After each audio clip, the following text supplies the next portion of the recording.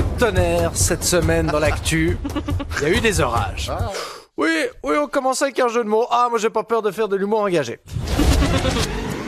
Mercredi, c'était censé être le déluge. On nous avait annoncé des supercellules orageuses. On nous avait prédit que l'eau des rivières allait se transformer en sang, qu'une pluie de sauterelles allait s'abattre sur notre pays, que le sol s'ouvrirait sous nos pieds réveillant les morts, qui, tous ensemble, sortiraient de leur tombeau et marcheraient lentement jusqu'au FUS le plus proche pour acheter une radio DAB et pouvoir enfin réécouter Espace 2. En un mot, l'apocalypse. Puis finalement pas. Non, il y a juste eu des orages. Les orages qui se forment à cause de la rencontre entre de l'air chaud au sol et froid en altitude. Puis ça fait erreur 404, comme dans le cerveau d'Ignacio Cassis au moment de parler de Gaza, mais dans le ciel. Bon, y a pas rien eu mercredi, hein. Les orages ont perturbé le trafic aérien à Genève et à Zurich. Évidemment, il y a aussi eu des interruptions de l'INCFF. Cela dit, même quand il fait beau, ils sont sous l'eau l'équipe. Mais on était loin de ce qui avait été annoncé, soit des orages supercellulaires avec des rafales descendantes. Deux fléaux qui évoquent quand même plus le monde des Pokémon que celui de la météo. Carapuce, attaque hydrocanon. Philippe Jeanneret, attaque orage supercellulaire. Philippe Jeanneret qui est un Pokémon de type présentateur météo. Et c'est rare, parce que d'habitude pour la météo, on fait pas appel à des présentateurs, mais à des miss. Parce qu'apparemment, pour présenter la météo, faut être aussi bonne qu'une soirée d'été. À mon avis, c'est un move des météorologues. Bon, on met une nana pour lire nos prévisions. Oui, comme ça les gens trouvent normal quand on se gourre. Et alors pour se gourer, ils se gourrent. Mais c'est pas de leur faute. La météo, à l'image de la réaction de vos parents après un divorce, c'est difficile à prévoir. Oui, sinon pourquoi la Suisse romande serait le terrain d'une terrible rivalité entre app météo, ce duel fratricide entre radars des précipitations, ce classico du temps qu'il va faire, météo suisse ou la lundi. Puis comme ça, on peut tous devenir des miss ou des présentateurs météo. Pendant la randonnée, pendant les grillades ou pendant Paléo. D'après le radar, on va ramasser entre 18h49 et 18h52,7.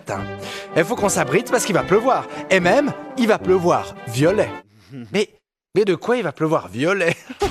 C'est n'importe quoi. Il n'y a rien qui est uniforme dans les alertes météo. Sur les radars météo, il y a des couleurs.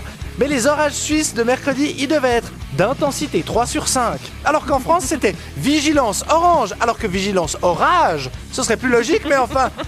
Et pendant ce temps, Blatten est toujours en degré de danger 9 sur 10. Putain, mais mettez-vous d'accord. C'est la météo des chiffres et des lettres. Alors, je m'excite un peu. Mais au fond, c'est pas si grave. Non, je veux dire, je suis pas fan de météo non plus.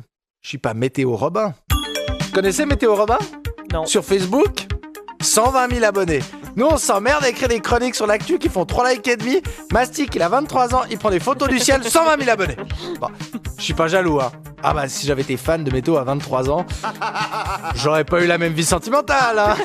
Non, parce que être fan de météo, ça t'aide pas à choper, hein. Personne n'a jamais dit mais j'ai fait un plan A3 avec un fan de météo, un passionné de bus. Quel pied. Non, en matière de cul, les fans de météo, ils ont décroché quand ils ont appris que le cunilingus, c'était pas un nuage. Ouais, on peut dire, quand les fans de météo et moi, c'est pas le coup de foudre. Waouh. Moi j'adore l'humour. Alors écoutez, c'est là bientôt la fin de la saison, on fait des chroniques sur la météo, plus rien à foutre.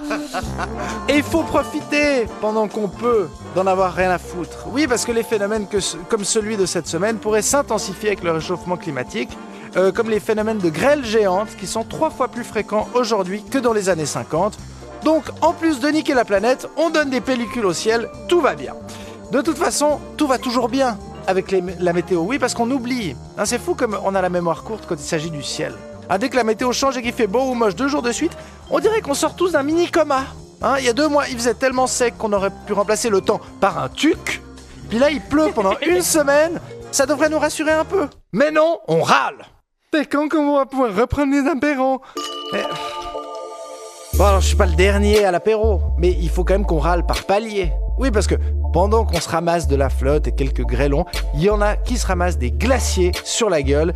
Et le jour où ça nous arrivera à nous, ce serait dommage qu'on puisse pas se plaindre un peu, nous aussi. Quelle indignité. Je suis pas venue ici pour souffrir, ok? Nous sommes sur le service public. Foutu pour foutu. Ce n'est pas l'idée, voyez-vous, que je me fais du service public.